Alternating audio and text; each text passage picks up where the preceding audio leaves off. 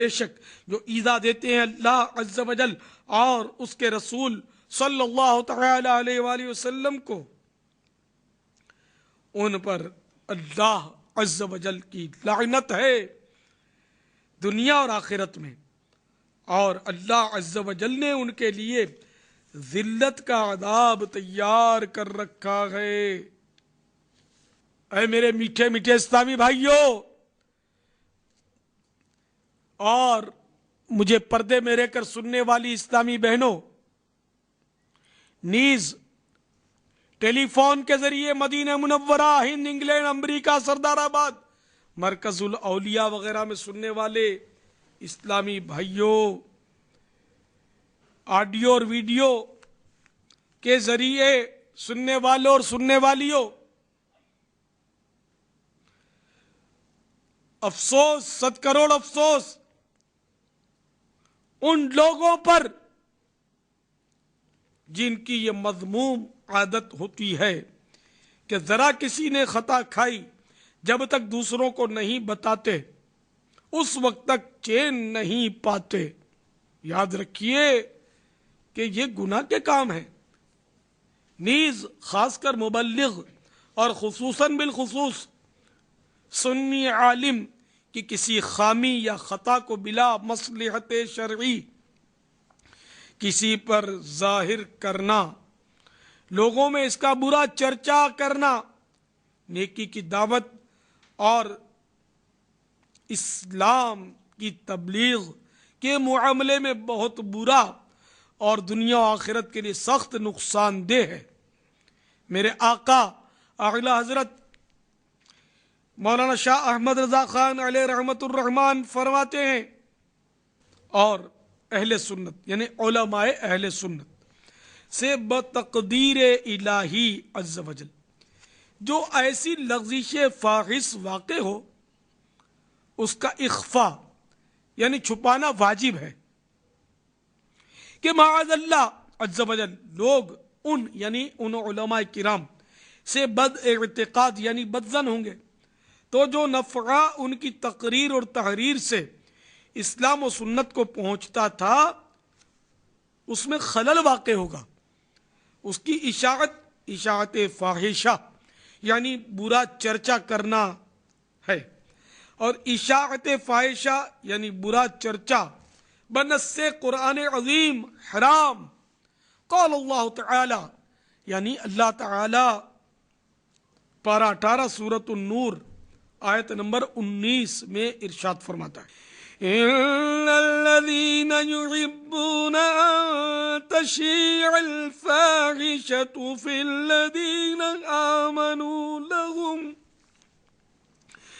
لهم عذاب أليم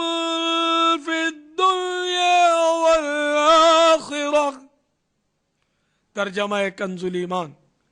وہ لوگ جو چاہتے ہیں کہ مسلمانوں میں برا چرچا پھیلے ان کے لیے دردناک عذاب ہے دنیا اور آخرت میں۔ میرے آقا اعلی حضرت آیت مبارکہ نقل کرنے کے بعد مزید فرماتے ہیں، خصوصاً جب کہ وہ بندگان خدا حق کی طرف بے کسی عذر و تأمل کے رجوع فرما چکے، کسی فتوے کے ضمن میں فرمائے کہ جنہوں نے انہیں رجوع کر لیا، اپنی بھول تسلیم کر کے توبہ کر لی، بالخصوص ایسوں کے بارے میں رسول اللہ عز و جل وصلی اللہ تعالی علیہ وآلہ وسلم فرماتے ہیں، جس نے اپنے بھائی کو کسی گناہ کی وجہ سے عار دلایا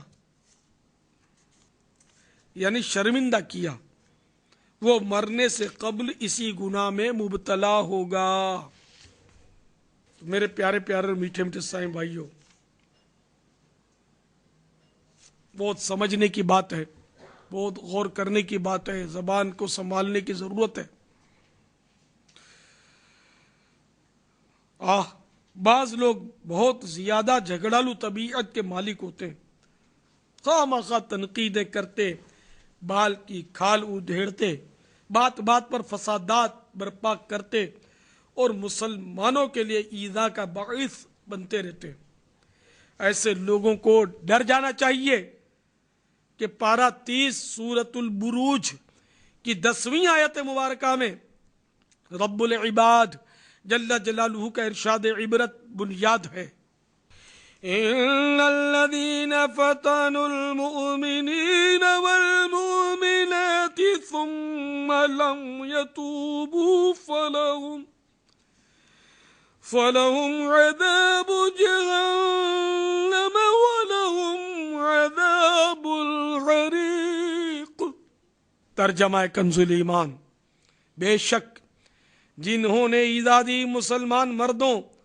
اور مسلمان عورتوں کو پھر توبہ نہ کی، ان کے لیے جہنم کا عذاب ہے اور ان کے لیے آگ کا عذاب۔ حدیث پاک میں ہے، فتنہ سویا ہوا ہوتا ہے، اس پر اللہ عز و جل کی لعنت جو اس کو بیدار کرے۔ میٹھے مدثائی بھائیو، یہ اصول یاد رکھیے کہ نجاست کو نجاست سے نہیں پانی سے پاک کیا جا سکتا ہے، لہذا اگر کوئی آپ کے ساتھ نادانی بھرا سلوک کرے تب بھی آپ اس کے ساتھ محبت بھرا سلوک کرنے کی کوشش کیجیے، انشاءاللہ عز و جل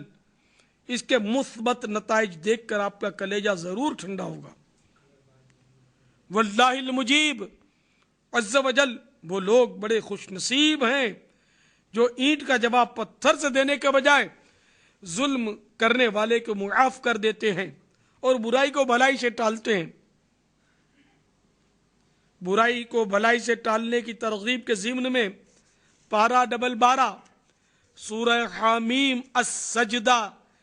کی 34ویں آیت کریمہ میں ارشاد قرآنی ہے، ادفع بالتي هي احسن فاذا الذي بينك وبينه عداوة كأنه ولي حميم۔ ترجمہ کنز ایمان،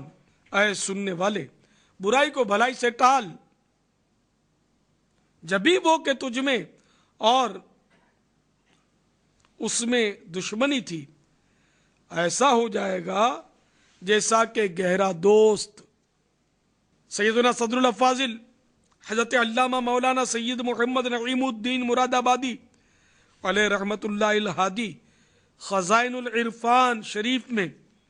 برائی کو بھلائی سے ٹالنے کا طریقہ بتاتے ہوئے ارشاد فرماتے ہیں، مثلا غصے کو صبر سے، جہل یعنی جہالت کو حلم سے، بدسلوکی کو عفو و درگزر سے، کہ اگر کوئی تیرے ساتھ برائی کرے تو معاف کر۔ یعنی اس خصلت کا نتیجہ یہ ہوگا کہ دشمن دوستوں کی طرح محبت کرنے لگیں گے۔ اس کا شان نزول بیان کرتے ہوئے لکھتے ہیں، کہا گیا ہے کہ یہ آیت ابو سفیان کے حق میں نازل ہوئی کہ باوجود ان کی شدت عداوت کہ نبی کریم صلی اللہ تعالی علیہ وآلہ وسلم نے ان کے ساتھ سلوک نیک کیا، ان کی صاحبزادی کو اپنی زوجیت کا شرف عطا فرمایا۔